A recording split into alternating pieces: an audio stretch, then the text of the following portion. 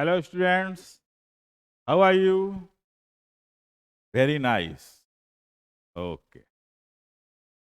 हम लोग एसएससी की परीक्षाओं में या दूसरे भी कोई कॉम्पिटिटिव जो भी एग्जाम्स हो उसमें कॉमन एरर के प्रश्न अवश्य रहते हैं। तो उसमें आर्टिकल से रिलेटेड किन किन बारीकियों पर हम आपको ध्यान देना है उसको बतलाने जा रहे हैं। ठीक है, तो देखिए, हम लोग देखते हैं कि किस तरह का देखना है ना। हाँ, तो देखिए, लेकिन एक चीज, इस चैनल को सब्सक्राइब कीजिए, अपने दोस्तों के बीच फॉरवर्ड कीजिए ताकि ज्यादा से ज्यादा लोग इसका लाभ उठा सकें। आपके मित्र, आपके संबंधी, सभी लोग इसका लाभ उठा सकें, क्योंकि जल्द ही हम लोग केले ऐप पर हम लोग लाइव क्लास लेने वाले हैं। तो देखते हैं, देखिए क्वेश्चन क्या है। We should drink several glasses of the water daily if we want. बतलाइए, यह वाक्य सही है कि गलत है? अगर गलत है तो कहां पर गलती है, क्या आपका आंसर होना चाहिए? We should drink several glasses of the water. हम लोगों को पानी के अनेक माने कई गिलास पानी, अनेकों गिलास पानी पीनी चाहिए डेली, प्रतिदिन, इफ वी वांट, यदि हम लोग चाहते हैं, तो जरूरत है तो several glasses of the water, several glasses of the water, several के बाद तो प्लूरल नाउन आता ही है। वाटर के पहले जो द लगा हुआ है, वाटर कौन सा नाउन है, काउंटेबल या अनकाउंटेबल? अनकाउंटेबल। लेकिन इसको काउंटेबल बनाया गया है कैसे? इसके पहले ये सेवरल एडजेक्टिव का प्रयोग करके। तो वाटर का जब काउंटेबल सेंस में प्रयोग होता है तो सिंगुलर प्रयोग होता है, एक ग्लास ऑफ वाटर।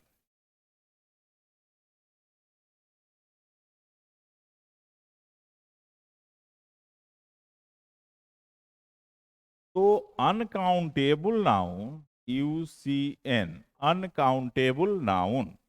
तो अनकाउंटेबल नाउन का जब प्रयोग सामान्य परिस्थिति में होता है, सामान्य अर्थ में होता है, तो वैसी स्थिति में उसके पहले किसी आर्टिकल का प्रयोग हम लोग नहीं करते हैं। इसलिए यहां पर वाटर के पहले द का प्रयोग नहीं होना चाहिए। आपका आंसर हो जाएगा बी। आपका आंसर क्या हो जाएगा? बी। तो आर्टिकल जानने में आपको यह पहले ध्यान देना, बेसिक चीज ध्यान देना है, जनरलाइजेशन और particularization. What is generalization and what is particularization? तो जनरल शब्द से सामान्य से जनरलाइजेशन बना है और पार्टिकुलर से पार्टिकुलराइजेशन बना है। ठीक है, पार्टिकुलर का मतलब क्या हो गया? खास, यानी एक सामान्य अर्थ में प्रयोग, एक खास अर्थ में प्रयोग। तो जब अनकाउंटेबल नाउन हो, या यह भी समझ लीजिए कि प्लूरल काउंटेबल नाउन हो, पीसीएन यानी प्लूरल काउंटेबल नाउन, जैसे boys, girls, students, main, women, ये सब क्या है? प्लूरल नाउन है। तो जब सामान्य अर्थ में यह नाउन प्रयोग होता है किसी वाक्य में, तो उसके पहले हम लोग किसी आर्टिकल का प्रयोग नहीं करते हैं। तो जैसे हम कहते हैं कि द वाटर इज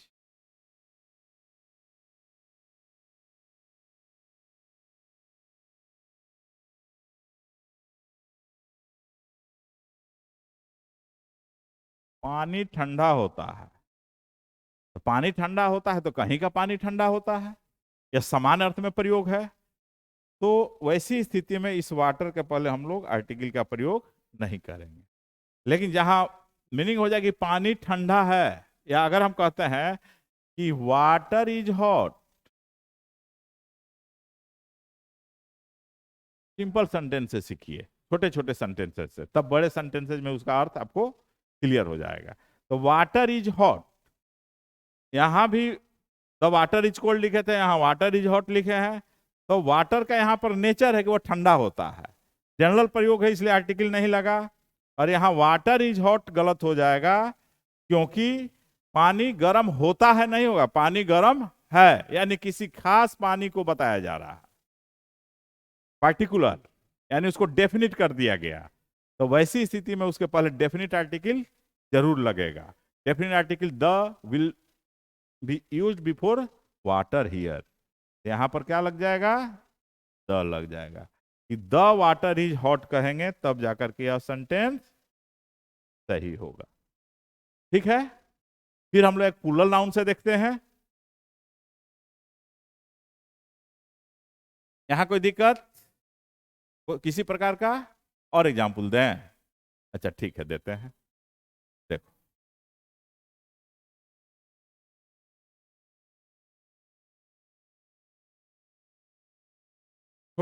छोटा ही देते हैं। देखो,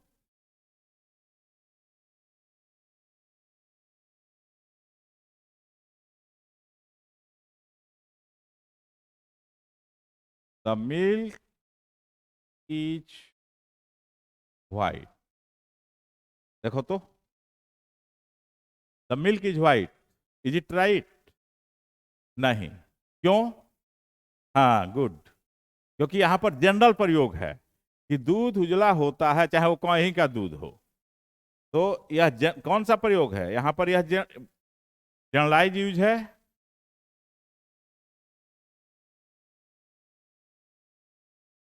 इसलिए यहां पर द का प्रयोग नहीं होगा। ठीक है, अब देखो,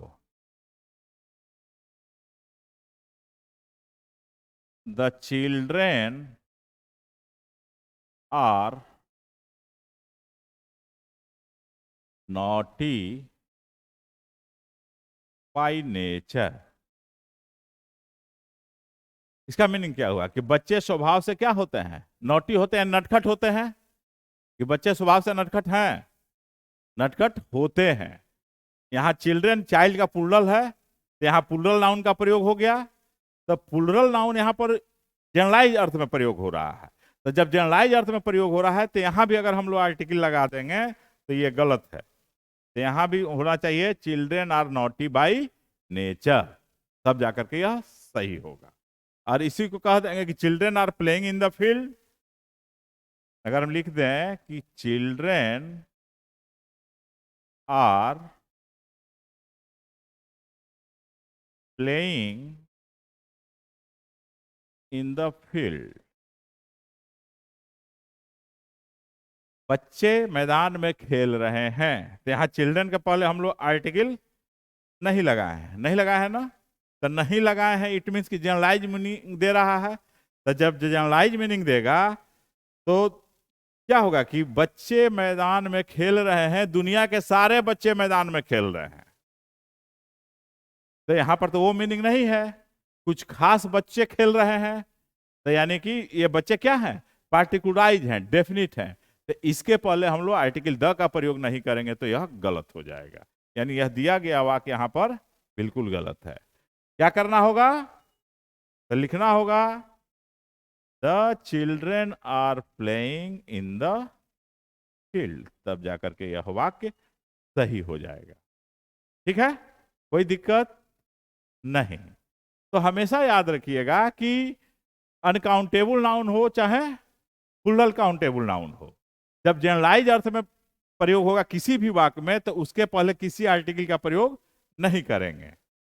लेकिन जब पार्टिकुलराइज अर्थ में प्रयोग होगा तो उसके पहले ऑलवेज डेफिनेट आर्टिकल द का प्रयोग करेंगे। ठीक है, अच्छा, जनरलाइजेशन पार्टिकुलराइजेशन थोड़ा समझा दें, नहीं समझ में आ रहा है? समझ में आ रहा है, ठीक है। तो जनरलाइजेशन और पार्टिकुलराइजेशन का क्या स्ट्रक्चर से देखो, देखो कह रहे हो तो देखो।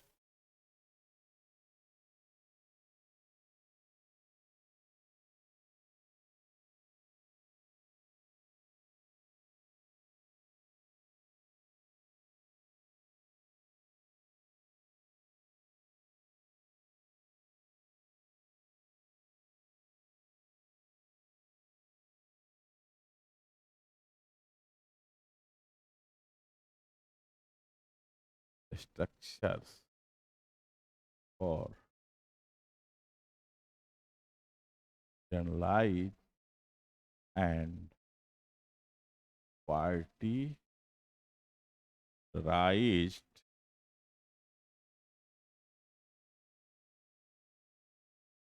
Meaning of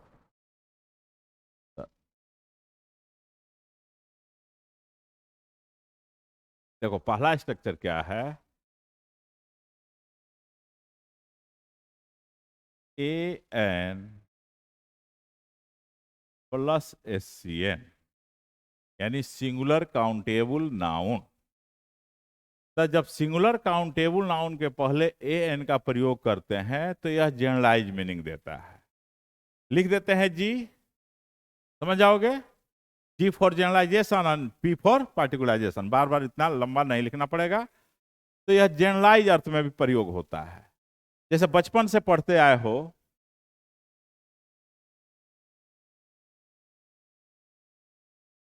a cow is a four footed animal, गाय चौपाया जानवर होती है नहीं, ये बचपन से पढ़ते आए हो ना। हाँ, तो क्या यहाँ एक काऊ लिखा हुआ है तो क्या एक गाय का बोध हो रहा है? नहीं ना, ये सारी गायों का बोध हो रहा है, क्योंकि पूरे जाति भर का बोध कराता है, जो कि जनरलाइज मीनिंग दे रहा है। जाति भर का बोध कराएगा तो वह क्या होगा? जनरलाइज मीनिंग होगा। अगर यह विदाउट आर्टिकल लिख देंगे तो ये गलत हो जाएगा। अगर काऊ के पहले यहाँ आर्टिकल नहीं लगाएंगे तो गलत हो जाएगा। ऐसे भी जब भी सिंगुलर काउंटेबल नाउन आता है तो 90% केसेज में उसके पहले ए एन का प्रयोग किया जाता है, लेकिन जनरलाइज अर्थ में नहीं, वो अलग चीज है, वो अलग हम अलग क्वेश्चन में डिस्कस करेंगे। ठीक है, अब देखो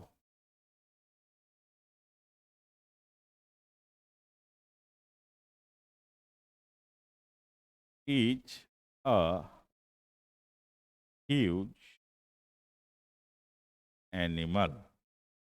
अब यहां देखो, यहां एन एलिफेंट से का एक हाथी का बोध हो रहा है? नहीं ना, पूरे हाथी जाति भर का बोध हो रहा है। तो इस तरह से पूरे जाति भर का बोध कराने के लिए, यानी जनरलाइज मीनिंग देने के लिए, सिंगुलर काउंटेबल नाउन के पहले ए एन का प्रयोग हम लोग करते हैं। साथ ही साथ यह भी याद रखो कि इसके पहले, सिंगुलर काउंटेबल नाउन के पहले द का भी प्रयोग करते हैं, तो वह भी जनरलाइज मीनिंग देता है। यह वाक्य के मीनिंग पर डिपेंड करता है कब जनरलाइज है और कब पार्टिकुलराइज है। अब इसी सेंटेंस को ये दोनों जगहों पर अगर हम लोग द लिख दें फिर भी वाक्य सही हो जाएगा। क्यों? क्योंकि the plus S C N भी जनरलाइज मीनिंग देता है, यह भी जनरलाइज मीनिंग देता है। ठीक है, कोई दिक्कत नहीं, कोई कंफ्यूजन नहीं? ठीक, देखो अब कहाँ ए लगाएंगे और कहाँ एन लगाएंगे सब एक ही बार सीख जाओगे। पहले ये देखो, तो कभी करो कि जनरलाइजेशन और पार्टिकुलराइजेशन क्या है वो बतला दीजिए, तो उसको बतलाए कि यहाँ पर कि जनरलाइजेशन क्या है और पार्टिकुलराइजेशन क्या है। ठीक है, उसको हम लोग दूसरे क्लास में डिस्कस करेंगे और बहुत डिटेल्स में हम लोग लेके चलेंगे हर एक बारीकी। अभी तो छोटी छोटी चीजें बताई जा रही, हालांकि इससे भी क्वेश्चन रहता है। ठीक है ना, इसलिए आप लोग को अगर लाइव क्लासेज करनी है तो इस चैनल को आप लोग सब्सक्राइब करें, लाइक करें और ज्यादा से ज्यादा लोगों के बीच इसको बढ़ाएं। ठीक है, दैट्स ऑल फॉर टुडे।